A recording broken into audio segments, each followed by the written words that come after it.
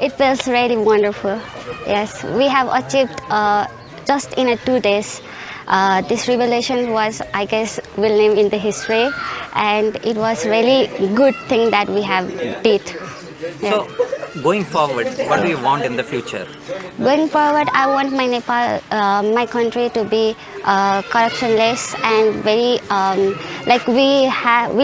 does not have any opportunity. We did had a lack of opportunity. A sense of calm on the streets of Kathmandu on Sunday after days of deadly protests that toppled Nepal's government and saw the appointment of its first female prime minister. The latest figures from the Health Ministry show at least 72 people dead and 2,113 injured in what was Nepal's worst unrest in decades. Largely organised through social media, the demonstrations were fuelled by anger over corruption and inequality. Parliament was stormed and luxury hotels and the residences of political leaders targeted. 네팔, 히말라야의 나라라 불리지만 그 웅장한 산맥 아래에는 오래도록 누적된 빈곤과 불평등 그리고 권력자들의 부패가 자리 잡고 있었습니다. 수많은 젊은이들이 조국은 왜 이토록 가난한가? 라는 질문을 품으며 성장했습니다. 특히 Z세대, 스마트폰과 SNS를 통해 세계와 연결된 이들은 부모 세대와 달랐습니다. 더는 참을 수 없다. 이 말은 곧 현실이 되었고 네팔의 땅 위에서 점점 더 크게 울려 퍼졌습니다. 네팔 사회에서 부패는 단순한 사건이 아니라 삶의 구조가 되어 있었습니다. 정치인과 관료들의 재산 증식. 몇 년 전까지만 해도 작은 집에 살던 중견 관료가 어느 날 갑자기 수도 카트만두 외곽의 대형 빌라와 최신형 SUV를 자랑하는 모습은 흔한 풍경이었습니다. 젊은이들은 저 사람은 어떻게 하루아침에 저렇게 부자가 되었을까? 라는 질문을 던졌지만 답은 이미 알고 있었습니다. 그것은 능력이 아니라 권력에 기대어 빼앗은 돈이었습니다. 국제 원조금 착복. 네팔은 오랫동안 국제 원조의 수혜국이었습니다. 지진 복구,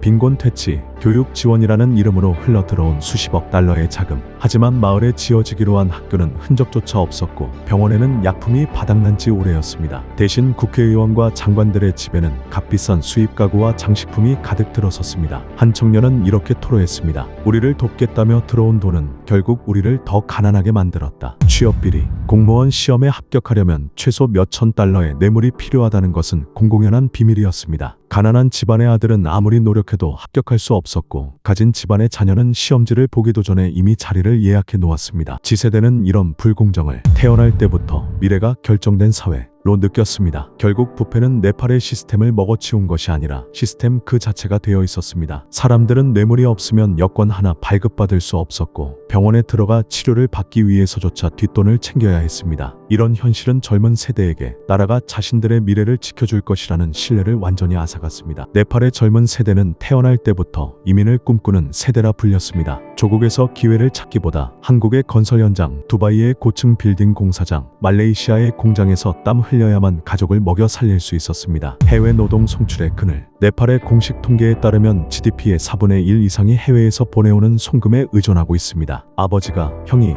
오빠가, 언니가 외국에서 돈을 벌어 보내오지 않으면 집안은 하루아침에 무너질 수밖에 없었습니다. 그러나 그 과정에서 수많은 청년들은 중동 사막에서 죽어갔고 어떤 이들은 임금을 받지 못한 채 강제 추방되기도 했습니다. 이 모든 것은 부패한 송출업체와 정부 관리의 결탁으로 이어져 있었습니다. 비자를 받기 위해 수천 달러의 뇌물을 내야 했고 그 돈을 마련하기 위해 가족들은 땅을 팔고 빚을 져야 했습니다. SNS로 본 다른 세상. Z세대는 이전 세대와 달랐습니다. 인터넷과 스마트폰이 보급되면서 이들은 유럽의 젊은이들이 어떻게 정치에 목소리를 내는지, 한국의 시민들이 어떻게 촛불을 들어 사회를 바꾸는지 보았습니다. 그러면서 자신들의 현실과 비교할 수밖에 없었습니다. 왜 우리만 태어나면서부터 이렇게 불공정한 룰에 갇혀 살아야 하는가? 절망에서 분노로 석사 학위를 가진 이가 해외로 나가 벽돌을 나르는 현실. 한 젊은이는 인터뷰에서 이렇게 말했습니다. 나는 책에서 민주주의를 배웠다. 하지만 내 나라에서 경험한 것은 뇌물주의였다. 이러한 냉소와 좌절들은 곧 체념을 넘어 분노로 바뀌었습니다.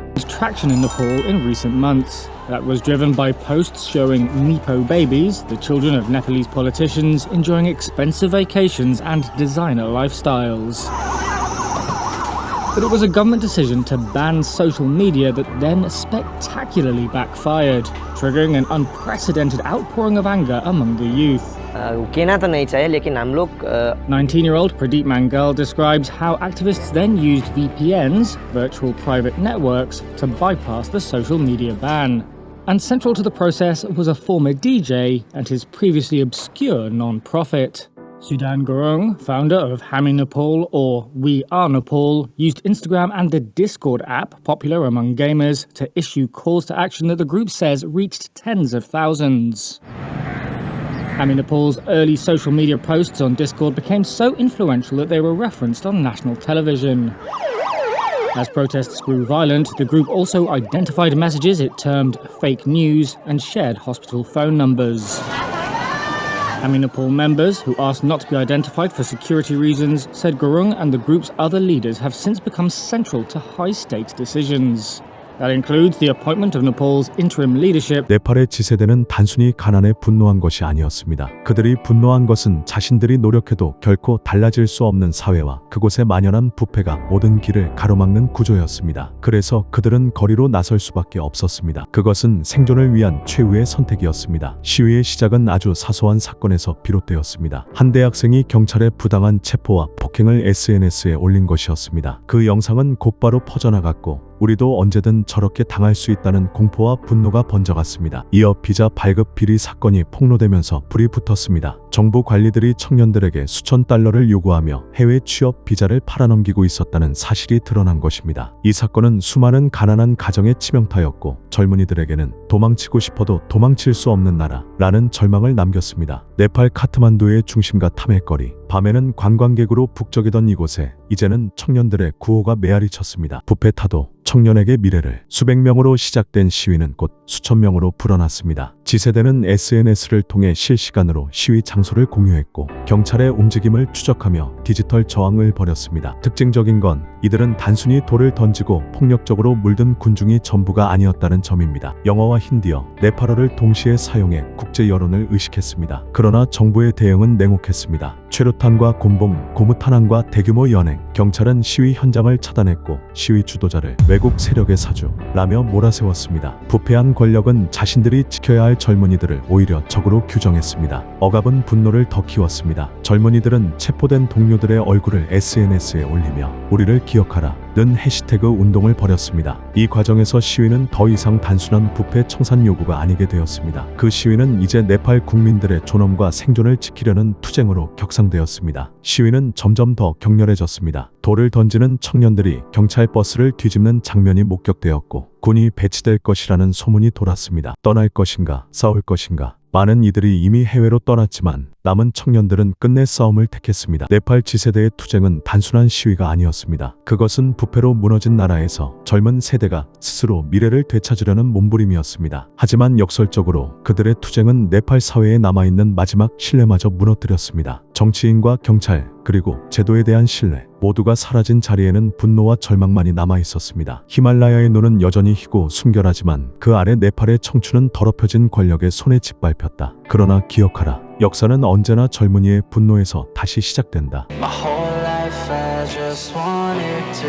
be somebody to be. Yeah, I just wanna be great. Yeah, I just wanna be great. Yeah, I just wanna be great. Yeah, yeah, yeah.